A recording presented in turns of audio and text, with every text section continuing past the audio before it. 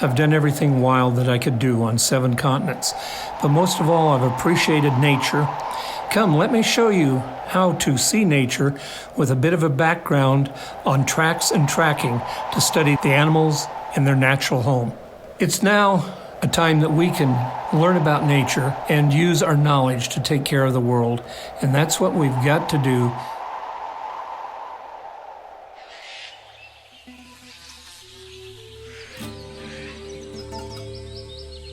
Welcome to The Trail Less Traveled, an adventure radio series and podcast dedicated to collecting stories and sounds from around the world in order to take you back to mankind's earliest form of entertainment, storytelling.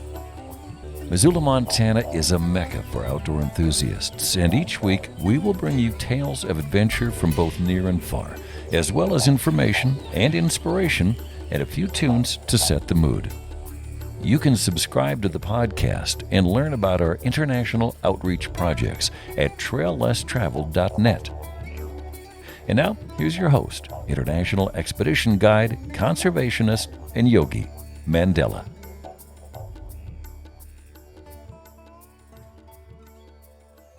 Today, The Trail Less Traveled is being recorded in the northern entrance of Yellowstone National Park. We are sitting here on a very chilly winter evening with Jim Halfpenny. Jim is the president of the Naturalist World, an ecological education company. Dr. Halfpenny has tracked and worked on all 7 continents. He's written over 30 books.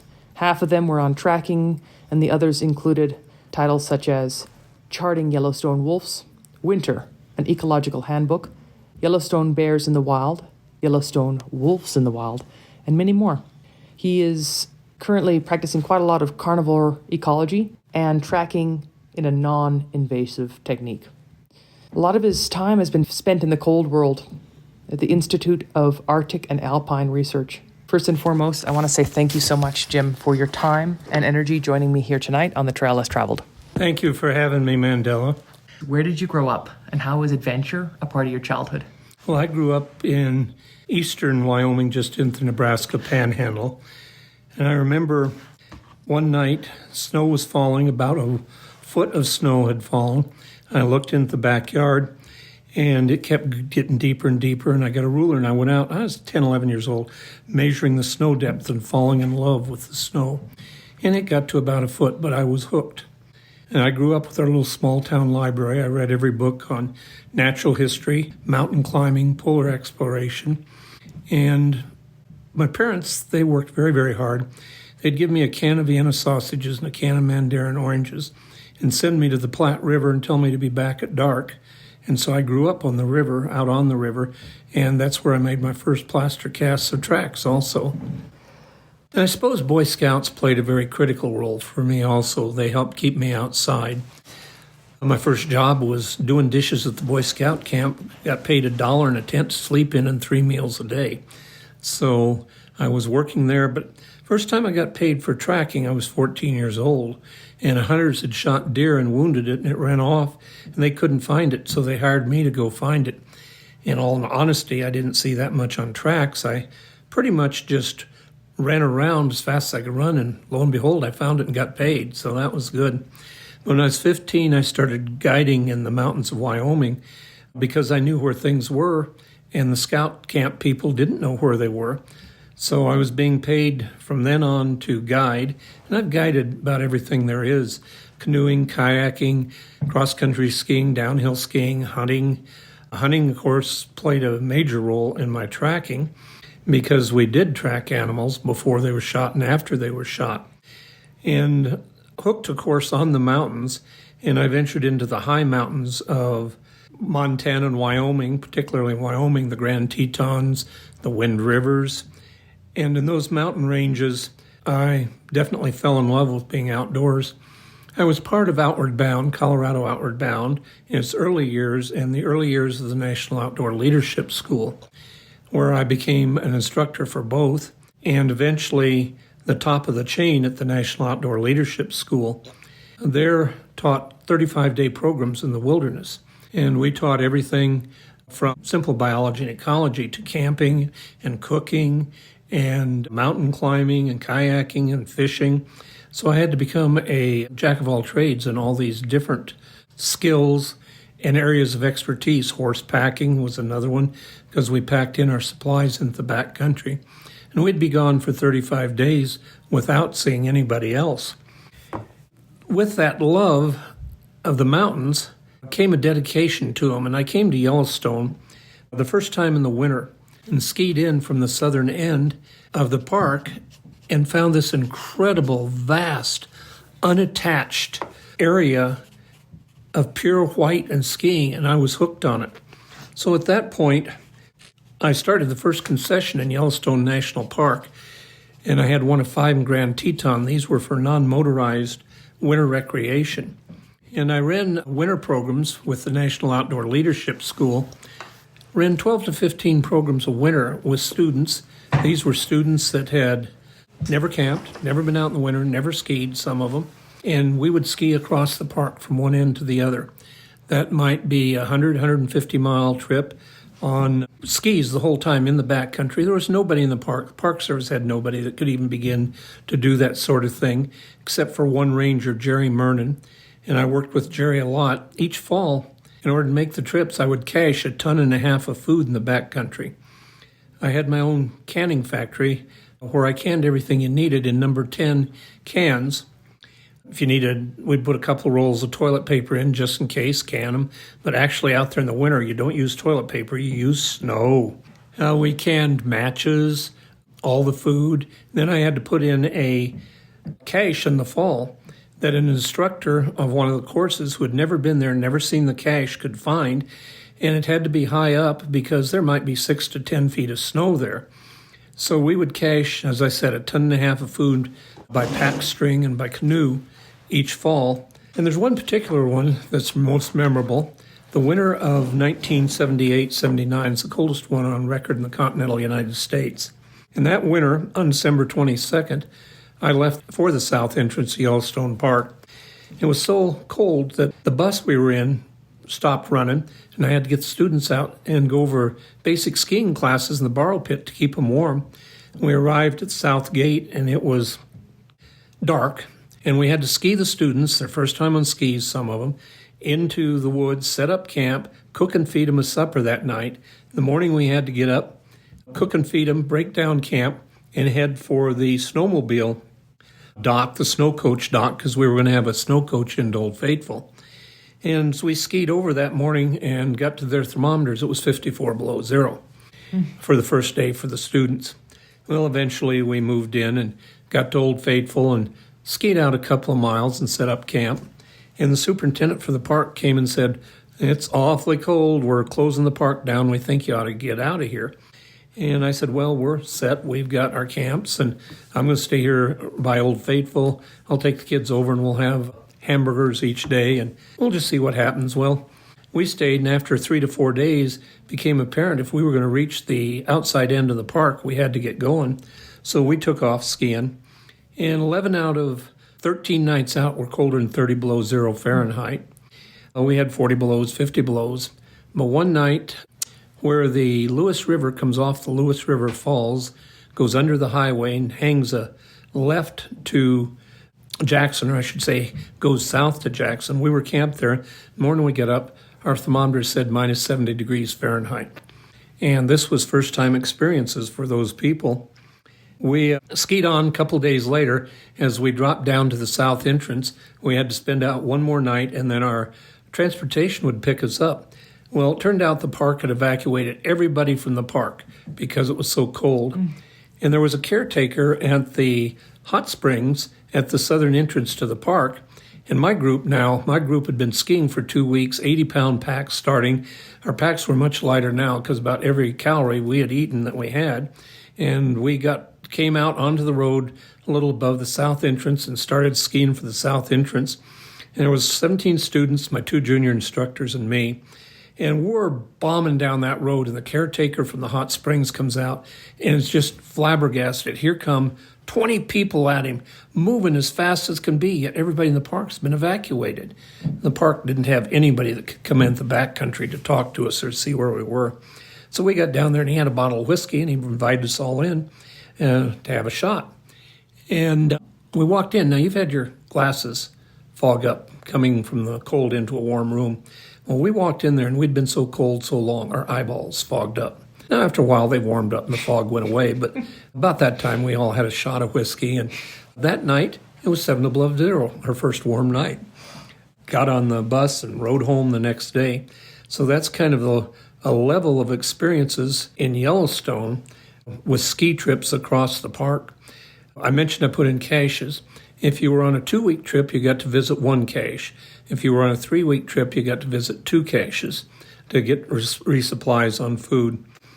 It was against the rules to build fires in the park in the winter, but there is a time when the rules get ignored. So every other night or day, I would build a fire, and the days we didn't, we built snow shelters called quinzies. They're an Athabascan snow shelter where you pile snow up and you let it technically fernicate. That's spelled with an I, not an O. And it sets up a couple hours, then you can dig into it, and you've got a snow cave. And 12 inches of snow provides a lot of insulation, so relatively warm inside, despite what it was like outside. So one night would be quinzies, the next night or the following morning would be a fire to dry everything out for the last couple of days. And I hear people talk about, survival. This isn't survival. It was learning to live in the outdoors and take what was there. Growing up was a different time also. I grew up with a strict family who taught me a lot of responsibility, and early on that led to me doing a lot of critical things at a young age. I was chief mission operator for the Wyoming Mountain Rescue, and I turned 21 in Antarctica guiding trips down there. And that's all because of growing up in the outdoors and having learned to horseback with Knowles and working with other people who outfitted backcountry trips, so I knew horses and could work horses. And one of the backcountry outfitters, the Skinner brothers, outfitted the first Antarctic expeditions, and building on their tradition, I went to Antarctica and was guiding on an expedition down there when I was 21 years of age. Coming back from Antarctica, I ended up going to Vietnam, and in Vietnam, I taught cold and the polar regions for the ambassador at the ambassador's place to the people from Vietnam, because they had no idea about snow and what it was, and I had slides, and so I taught there. But I also started developing plans for Greenland. And when I left the Navy, we set up our first expeditions to explore the northeast coast of Greenland, which had just been declared a national park. And that in and of itself is a great story of being iced in and forced to carry our boats out 150 miles. We would walk 5 miles down each day with 200 pounds on our back, walk 5 miles back empty, reload the pack and come down. And we did that for 10 days before we got around the pack ice that had us iced in. It was quite the adventure, along with other aspects of Greenland. We didn't find any living Inuit there, which was part of the expedition to look for them, but we found Inuit structures which were hundreds of years old but hadn't been occupied in more recent times. Jim, can you tell us about where we are recording this interview right now, besides the fact that we're in Gardner? Tonight we're sitting in the world's largest forensic wildlife tracking museum. Off on my right, you have collections of skulls, many different kinds of bears, all the bears, many of the wolf family. Off on my left, you have plaster casts. In the plaster cast collection, there's over 10,000 plaster cast digital images and 35 millimeter images. For our company, Track Scene Investigation is a legal company, and we often have to do many cases in front of a judge of some sort. That might be a district ranger deciding if there's going to be a timber cut. It might be a regional ranger deciding if there's going to be a $500 million addition to a ski area. Environmental impact statement work. A lot of our work is for animal damage control. So anything that is non-invasive way of studying what species are there is what we do. Can you tell us about tracking, starting from the very basics? When someone says, what's the definition of tracking, what would you say? Well, tracking, I'm going to say, is the first science. There was a time when people didn't track. And, it was probably in Africa, and If you were down at the water hole, it wasn't so hard to find an animal. You didn't have to worry about tracking. And if you speared some sort of an animal, you somewhat open-velled, watched where it ran, and followed behind it. If you lost it, oh well, so what? And you went back, and the water hole speared something else. Didn't take much tracking there. Now, I'm not saying there wasn't tracking in Africa, but it didn't take much then. But eventually people moved out of Africa, and they ran into two things that they'd never really had to deal with: snow and wolves. Now, in the snow, you could make up for this thing called scarcity. At the water hole, food wasn't scarce, but in North America, there were at least seasonal times of scarcity. And so people could track to where they got an animal, or if an animal was wounded, they could follow where it went. And then they came across this creature called a wolf. And the wolf had already set up this deal with humans. It said, hey, you and I like the same thing to eat. I'll help you if you'll throw me a few pieces of food around your camp.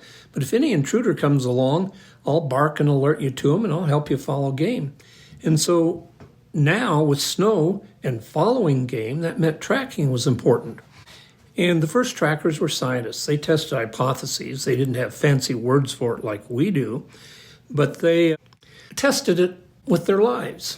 You know, if you didn't find food for yourself and your family, your genes weren't passed on. So they would test hypotheses. Hypothesis might be, I'll wait at the water hole at noon. And another native might say, well, I'll wait at the water hole too, but before sunrise. You know, the native that was waiting there at noon, he didn't pass his genes on. Now, they weren't formal hypotheses like if, then, because. In other words, they tested the first hypotheses, and they tested them with whether they would pass their genes on or not. It's the bottom line. And they brought the food back to their family and their villages. Now, you've often heard about who was the first professional. I will argue the first professional was the first tracker. You paid for food before you paid for any other service, and they were paid for their food by somebody making moccasins or fletching an arrow or making a arrowhead. They got paid before anything else. So the first trackers were the first professionals. They were scientists.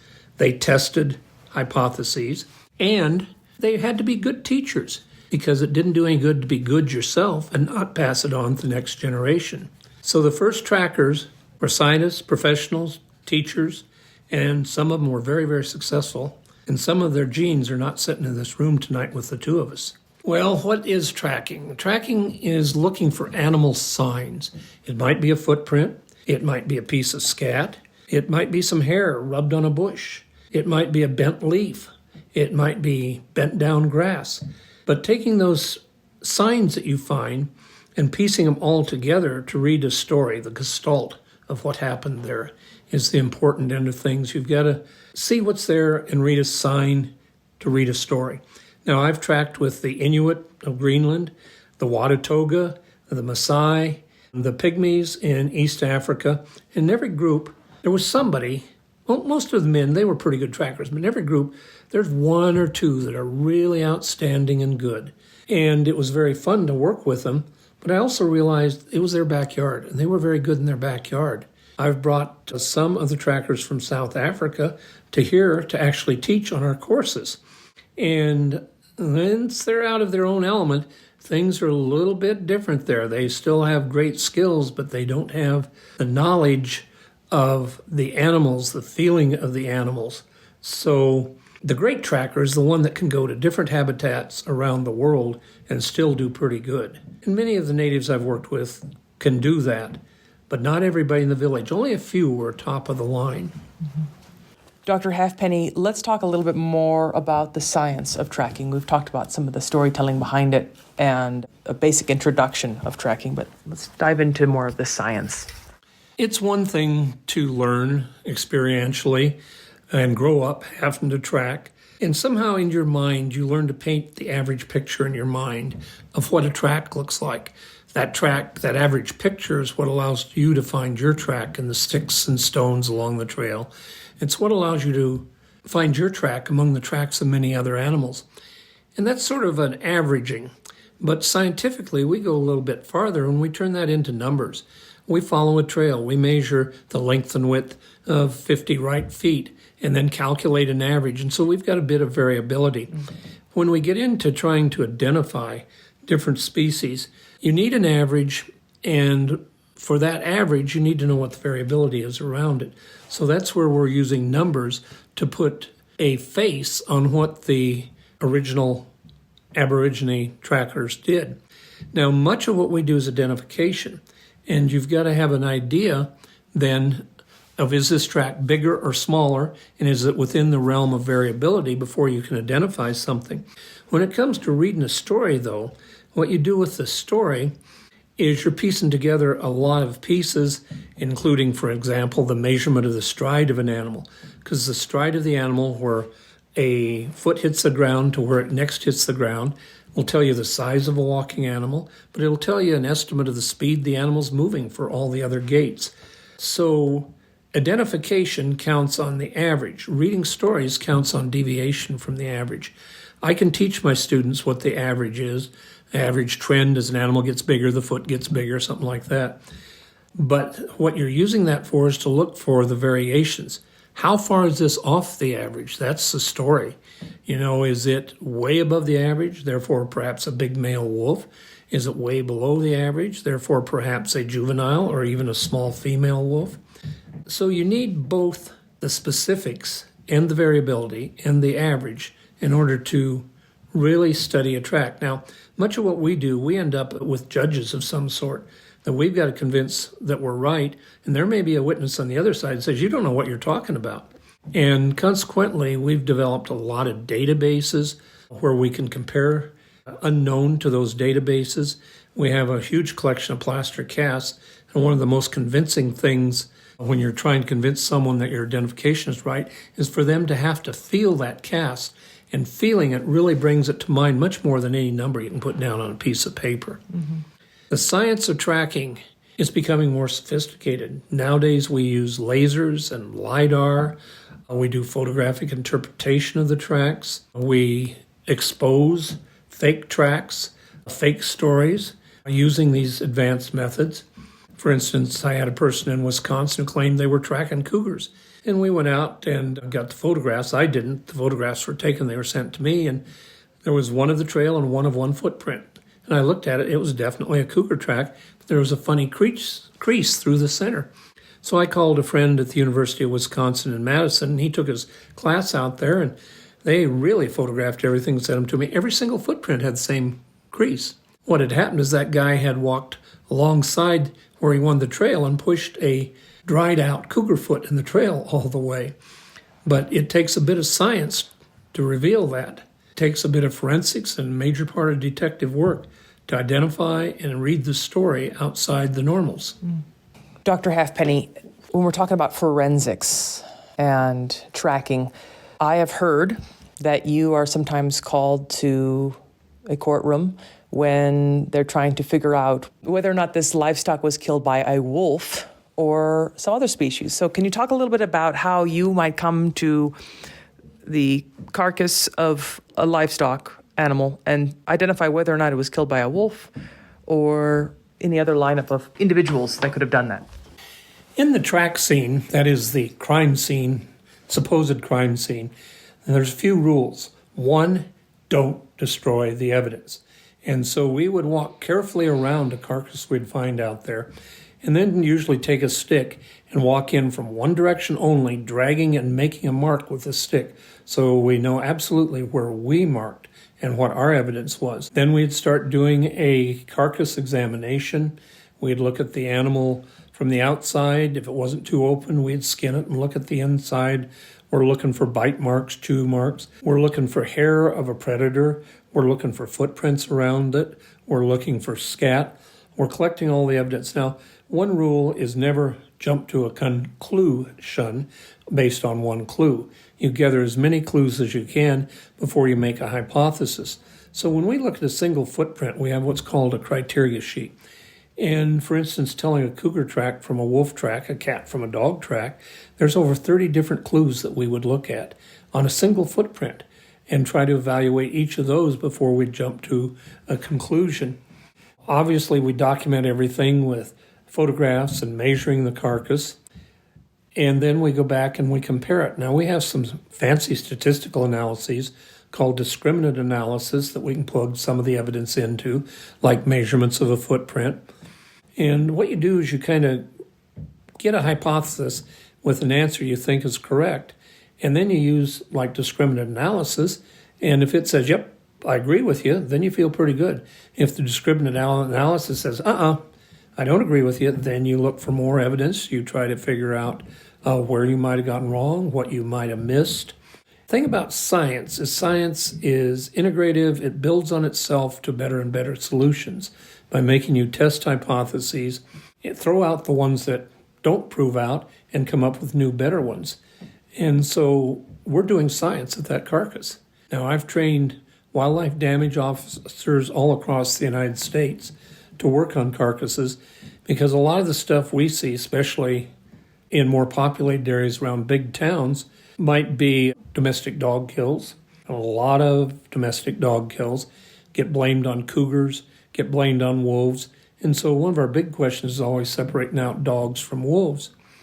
We have a folding sandbox. We go to dog shows and we get known sex, known age, known weight, known breed dogs to walk down. We've got a database of over 600 dogs and a database of over 600 known wolves. So we've got mathematical averages to compare, and we can look at that picture. And the average picture reveals shape also. So we're not just simply looking at a linear measurement. We're using shape within the footprint. And we have a math of defining shape and using that for a clue as to what we're looking at. All the evidence together, then we have to reach a conclusion, and we typically put a probability on that. I'm 100% sure it's right. Well, maybe it's 50%. The evidence wasn't good. Poor quality evidence you can't do much with. So we'd put a probability on our conclusion, and that's what we're set to testify in front of a judge with. Is part of this forensic analysis include bite marks and attack style? No, when we open up the animal, we're looking for bite marks in the regions like the neck and so on, down into the stomach, along the legs, something bit on and held onto it. Bite marks are a clue, but clues have different quality to them. And a bite mark through a leather skin that you've just turned back has got a problem. Some people think, we'll just measure the distance between them. But leather stretches both ways, and so that's not real accurate. When an animal bites a bone, the teeth don't go in all the way. They stop somewhere maybe a half down, and so that diameter of the bite hole you're looking at is not the full diameter of the tooth. So each clue, in essence, has a quality rating for that particular clue at that particular time. And one day a clue might be very good for you, and the next day that clue may not be so good. So not only do you have the clues, you have to evaluate the quality of the clues that you're working with. Dr. Halfpenny, before we end this segment, can you talk to us about how you make these plaster casts? Well, there are 1,000 plaster casts here. Okay. We actually have them in a database, and we're at 980 or something like that. Of all the different animals across North America, I have a collection over here from Nepal and China that I'm working on right now. We have tracks from all the different continents, and people are out there thinking, well, what are they tracking? Antarctica. Well, we tracked skuas, a bird, and we tracked seals that would crawl inland. So there were some animals there that we were actually tracking. The plaster casts, you find a footprint in the ground. Step one, look for the very best one you can find. Then we mix plaster, and there's all sorts of kinds of plaster, but we mix it, throw it in the track, and it sets up in about 30 minutes. If it's in the snow, we have a special wax we spray on first to waterproof the track. Then we put the plaster in and insulate it if the temperature is below freezing. After 30 minutes, then we carefully dig them out, wash them off, and you've got an excellent specimen of that track, which you can take measurements from. And the measurements are the same as if you measured the inside of a footprint or the outside of the plaster cast. And that would go into our database for reference. Jim, this is a radio show, right? We are here in Gardner. It's a dark winter evening, and I'm going to ask you to kind of give us a tour of where we are right now and use words to paint the picture for the listener. Here you see a long counter, about 30 feet long, of nothing but plaster casts. Up top are good specimens with the very best clues. These go with our criteria sheets where we evaluate a footprint for clues. Then if you go down through the shelves, you will see other specimens. These show variability. This box has coyotes with only 3 toes, wolves with only 3 toes. Perhaps they lost it in a track. Perhaps it's genetic. Perhaps they can lose a toe to an elk, for example. If they're chasing an elk and it steps on the foot, the toe may be gone or broken so it doesn't show up. So up top right here, some wolf tracks, and you can put your hand over one of these and see that a big male alpha wolf is a mighty impressive animal for size. As big as your hand there, Medela. And I've got a big hand. And as we start working our way down here, we find the wolves, the coyotes, the foxes, then we get into the cats, and here is a cougar. Here is a lynx. Notice the lynx print. It's kind of spread apart because it was moving on snow, and the lynx print is bigger than the cougar track and quite a bit different in shape. Actually, if you look, you'll see there's webbing between the toes on the lynx to help it float. And to give you a little bit of a comparison here, I've got the front feet and the hind feet of a cougar, and the claws are out on here. You'll see that there's the 4 claws on the main toe, but a 5th toe over here on the side called the killer claw. It has not got a toe, it's just a claw by ligaments, but the cat can grasp. So the 4-toed cat that most people think of can leave 5 claw marks there. The bigger foot is the front foot, and the smaller one is the hind foot of the same animal. As we work our way down here, we get into rabbits and rodents. Here, for example, you have a beaver track, and one of the characteristics things that identifies that, notice the webbing out here between the tips of the toes. That makes it a paddle so that it can paddle through the water. I noticed that there's also scat. Is that what I'm looking at here, or what is this one? This track we're looking at here in particular is a porcupine. The hind foot is a very big foot with 5 toes on it. The front foot is very small, and often it's difficult to see the toes. You can see this sort of oblong hind foot. Right here's the oblong hind foot. Well, this is the pads on the front feet, and you see how the toes are way up above. So toes are harder to find on a porcupine. And oftentimes those big hind feet will even hide the front feet. As we go a little bit farther along here, we get into the raccoons and the weasels. And the weasel family is one of my favorite. Weasel family has 5 toes. If you look at this track, what you'll see, 1, 2, 3, 4, 5, and a V-shaped interdigital pad. This big animal, this big weasel here is a wolverine, the biggest land weasel that we have. And they roam here in the Yellowstone ecosystem. And I've spent a lot of time studying the wolverines in the ecosystem. And this one's a badger. The foot's a little more pudgy. The toes are pudgy together because it has to move dirt, and you don't want it sliding in between. And when you're getting into cats, you get into bears, you got to have a gee whiz. So here's a gee whiz. Let me have your hand here and put your hand on the bottom of that track. And boy, you're not even 50% of the track. That's a polar bear. A mighty big track. And over here is a coastal brown bear. And again, you can see the size of it. You don't want that animal to step on your toe. And so as we go down here, here's a Yellowstone grizzly to compare to a polar bear and a Kodiak brown bear. That you might enjoy this one. This is the claws of a Kodiak, a grizzly, a polar bear, and a black bear to show you the difference in the size of the animals and ecological differences in the claws. As we keep going our way down through the bears, they take up a lot more space than the shelving. We come to this one, and I'll bet you can identify who that is, Mandela. Who is that? Well, it looks like Bigfoot. That's Bigfoot. See, since we are paid to analyze tracks, we get Bigfoot tracks sent to us all the time. We provide a positive exclusion surface. Somebody brings a track and says, this is Bigfoot, and I look at it and I say, positive, it's made by a shrew. Game over. Should it fail that way, we have 5 criteria, and if it fails any one of those tests, game over. Should it pass, it goes to Jeff Meldrum, who's the anatomy professor at Idaho State University, the head of the primatology lab, and he's Mr. Bigfoot footprint, and an ardent believer in a Bigfoot. I'm an ardent disbeliever, and you ought to see Jeff and I on a panel together. But we've actually taught a college class on advanced techniques, lasers, leveled lasers, LIDAR, and advanced statistics and photo interpretation for fakes and so on. But when we teach together, you're not allowed to talk about your species. Then we've got cloven-hooved animals. We've got the birds. We've got some fossil tracks. That's a fossil cougar track over there on the left-hand side. And most of these are the casts we made in the ground, but then we do make rubber molds of those. And from the rubber molds, we make casts for teachers to use and with their students to teach the students. Wow. That's the voice of Dr. Jim Halfpenny. And we're just kind of taking a tour here. Remind us of this space. What's the name of this place in Gardner? This is the Track Education Center. It's sponsored by a Naturalist World, our company. And the idea is to sponsor and promote natural history, not only in Yellowstone, which is my front yard, but all over the country, including the far north, the far south. Now over here we have a lot of skulls. One of the courses that I have taught over time is the origin and evolution of the bear family. So these are the skulls of all the living bears. This dark brown one here is a fossil. That's a European cave bear.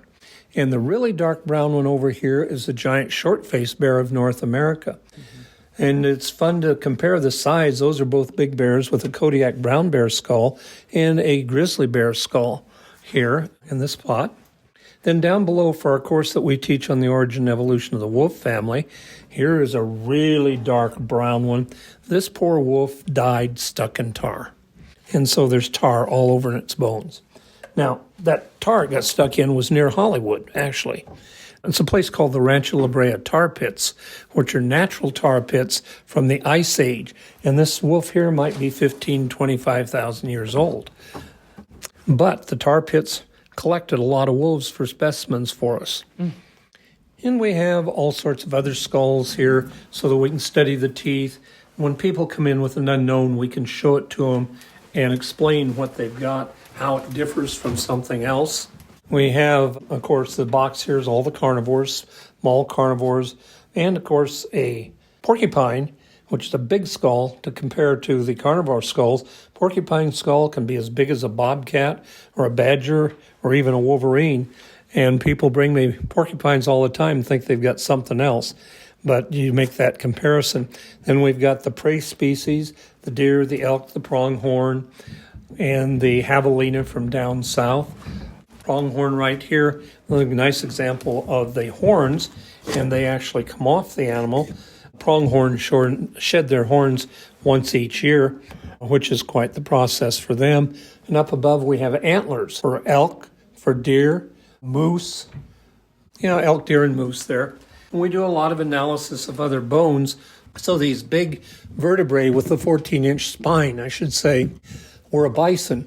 Notice this one's been broken and rejoined together. And this one here was also broken. And this is a rib, though. Now, if a rib and a vertebrae are broken on the same side, about the distance apart of a set of horns on another bison, likely this bison got broadsided by another one and broke these bones, but they've all healed. It went on with its life. Then we have the real feet of the animals here. These are dried out so that you can compare and look at the shapes and the different identifying features of the feet of the animal. And so we got mountain goat, bighorn sheep, pronghorn deer, elk, bison, all the different animals to actually see the feet and work with them. Beautiful. Dr. Halfpenny, could you just take a couple of minutes to give beginner trackers a few tips, the basics, like you're going out there for the first time in the snow, say? Take notes. Nowadays we have a new note-taking thing. It's called the camera phone. Take pictures, take notes. I can't tell you how many times, 5, even 10 years later, I've had to go back to my notes and, that's what was going on. Now I understand. So take notes that you can study with is the key thing. If you'll go to our YouTube channel called Gathering a Naturalist, I have a new video up there which is called Snow Tracking, and that's all about tracking in the snow. And the nice thing about the video is you can play it, rewind it, play it, rewind it, play it, rewind it until you got a specific point figured out. And with that video, if you go down into the explanation, you can download a nice color handout to go with it. So good books, good videos are a good starting point to help you out beginning as a tracker. And if you can get in plaster casting, do that. But remember, you got to protect planet Earth. There shouldn't be a speck of plaster left after you've made a plaster cast. I would like it if you could share with us some things that you think we can do collectively to give back, because living in Montana is a privilege, and I feel with privilege comes responsibility. The way we give back is teach the young. Go find a Girl Scout camp, Boy Scout camp, church camp. Teach them to appreciate nature. Use tracking as the tool to get them to appreciate nature. When we go out, there's, of course, the old adage, leave nothing but footprints. And a good tracker will even try to avoid leaving his footprints so that somebody else can have a pristine-looking scene to investigate. But go and teach social responsibility of protecting planet Earth. Dr. Halfpenny, what bits of advice on life would you share with whoever's listening out there? Bits of information on life. Well, that leads me to another song that deals with the appreciation of nature. And that song's by Ron Caesar. It's called The Spirit of Yellowstone. And you got to realize my front yard is Yellowstone National Park. And this is my 55th year of teaching in the park. We need to realize that we haven't done a very good job of protecting planet Earth. And a lot of us now are at the age we're going to pass it on to somebody else, and we need to do everything we can to pass on the best we can. Now, you as an individual can't do much. One of the best things you can do, though, to protect the planet is become a joiner. Find your local organization, your regional organization, your national, international organization. There are many, many of them out there. We can't join them all, but if you'll pick one local, one regional, and one national and support those, that's what we need to do. Be a joiner. Become part of a force of many people to do good. Dr. Jim Halfpenny, thank you so much for your time and energy joining me here today on The Trail Less Traveled. Thank you very much for having me.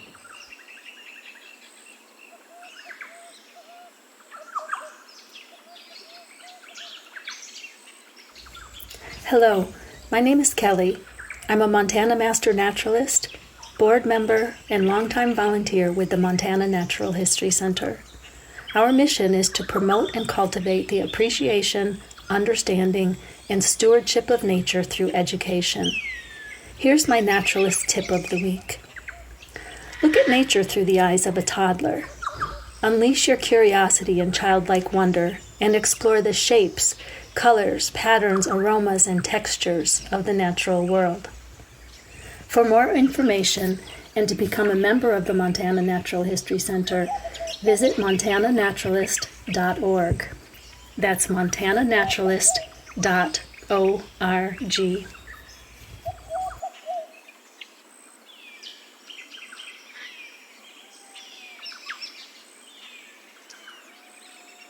That's it for this week's adventure, my friends in Missoula and around the world. But until next week, please remember, conservation is not a spectator sport. Living in Missoula is a privilege. With privilege comes responsibility. Please get educated and engaged. Speak up on behalf of wildlife and wild places.